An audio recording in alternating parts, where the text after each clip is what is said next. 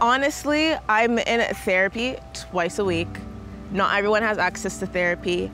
I'm very privileged to have access to therapy and be able to afford therapy. I know that.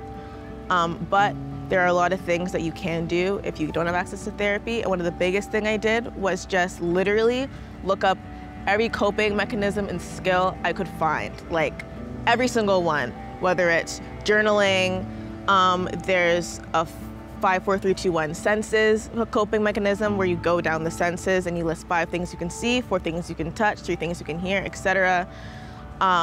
There's tensing your muscles in your body, starting from your feet up to your shoulders, and like tensing them and relaxing them to like have your body focus on something else and literally release negative energy.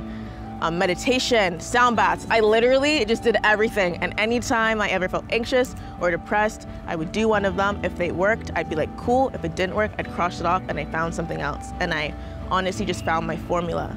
And now I'm at a place where if I feel a certain type of anxiety, or I feel triggered, or I feel like it's hard for me to get out of bed that day, I can pinpoint that and be like, well, the last time you felt like this, you did this coping skill and it worked. So we should try doing that. So it was really just spending a day and just admitting to myself, you're not okay, but you will be and you can be. How are we gonna make that happen? And that was a really tough day, and I asked my sisters for help, and I asked my family for help, and they finally came around and gave me the support that I needed, which was also a big validating factor that helped me a lot. And again, a lot of people don't have that with their family, so I would say try to find a friend that you trust, or someone that you trust, or a mentor, and maybe confide in them. And just having one confidant that you confide in a healthy way, and a list of coping skills that work for you.